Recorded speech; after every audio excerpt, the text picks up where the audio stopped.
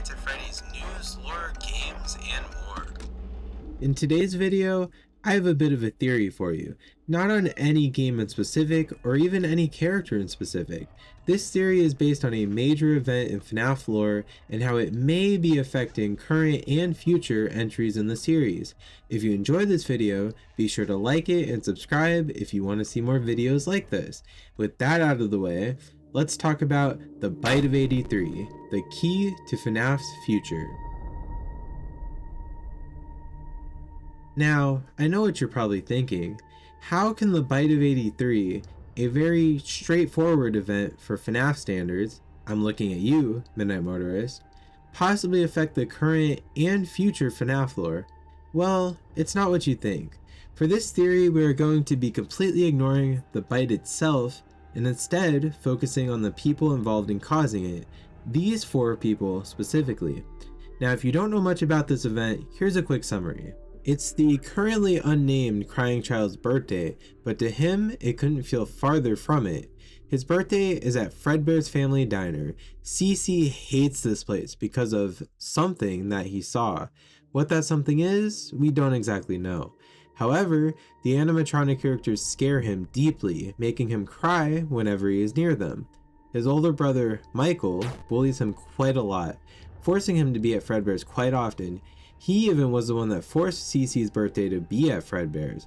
On this day though, Michael wasn't alone. He brought some of his friends along with him to bully his little brother. They start by just scaring him a little bit, but it quickly escalates. They drag Cece closer and closer to the things he fears the most, Fredbear and Spring Bonnie. Once close enough, Michael has a terrible idea. They all pick up his little brother and shove him into Fredbear's mouth. Either from Cece's tears, the animatronic movement, or something else, the jaw of Fredbear closes down on Cece, crushing his head and forcing him into a coma and eventual death. The most important piece of this story for this video is about Michael and his friends. These 4 characters, 3 of which are currently unnamed, are the future of modern FNAF lore. Why? I can explain. Michael's role in the story is fairly obvious. He is the crying child's brother and the son of the man behind the slaughter, William Afton. He has played a major role in past FNAF games. You play as him in FNAF 1, FNAF 2, FNAF 3, Sister Location, and Freddy Fazbear's Pizzeria Simulator. Most of the older games happen because he wants to make up for his mistake of the bite. He's looking for his father, who made him bully his brother in the first place. He overall has a huge impact on the earlier FNAF timeline. Again, the Michael Afton connections to the lore is the most obvious and also the most proven of the 4, but that doesn't mean that the other 3 friends involved haven't played a part in FNAF.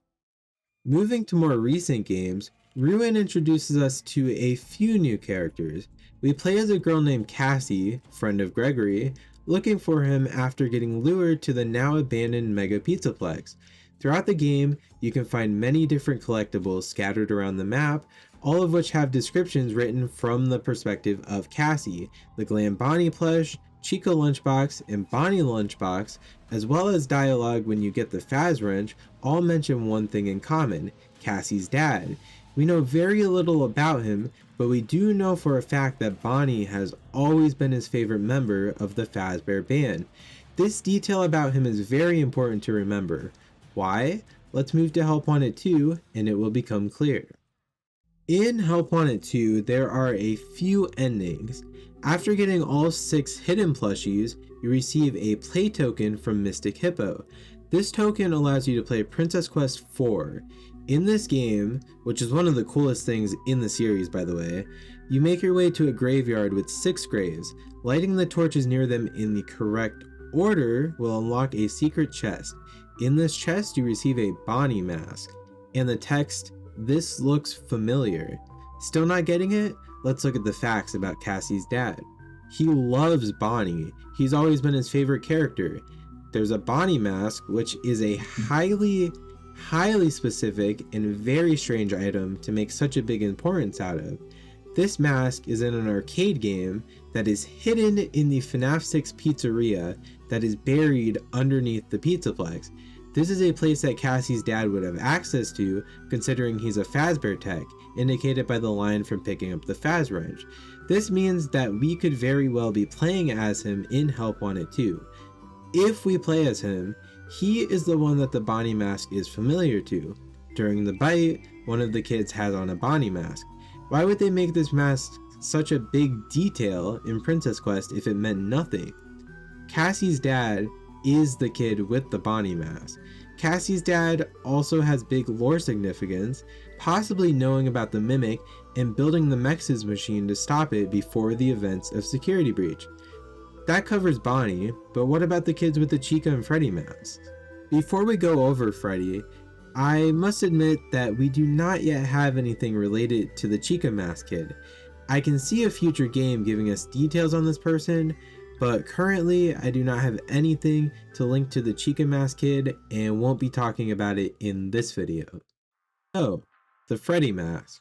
Where in this series has there been a random Freddy mask?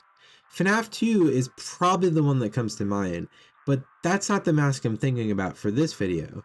That brings us to the newest FNAF game, Five Nights at Freddy's Into the Pit. Now before I say anything, this theory assumes that the game is a mainline FNAF game and that it makes Into the Pit part of the same continuity as the other games. Now in this game, you have to trade a kid an item to get a firecracker to progress. This item can be multiple things, but one of these things is an old Freddy mask. Seems normal, right? I mean, you are literally going back to when Freddy's was a huge business in the timeline. Except, you don't find this Freddy mask when going back to 1985. You don't even find this mask from another kid at school or from the trash piles at the mill. No, the place you find this Freddy mask is in fact inside of the attic of your own home. This thing is clearly not Oswald's. The description of it says, "Why would anyone want to look like this thing?"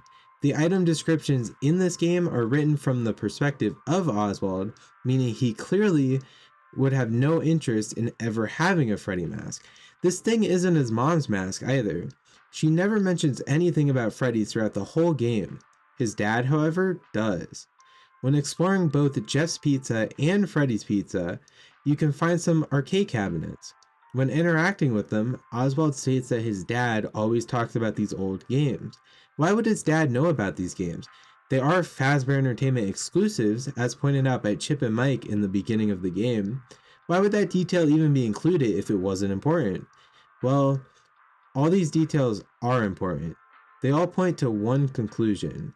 With all the evidence, I believe that Oswald's dad is the Freddy mask bully from the Bite of 83. He owned a Freddy mask and clearly had some connection to Fazbear Entertainment in the past. Why would this be important? I don't know yet, but I do have some ideas. The most obvious reason for these connections is that they just want to flesh out the lore more. That would be a fine explanation for me, and it is the most likely. I think that more characters in this franchise deserve more rich backstories, even if they're not particularly important to the lore. However, what if there was more to it? These characters could be used to affect the story in the future. Cassie's dad is already being used to do just that. He likely built the Mex's machine before the events of Security Breach. They can fill in Oswald's dad in some other part of the timeline, maybe also being a staff member at the Pizzaplex.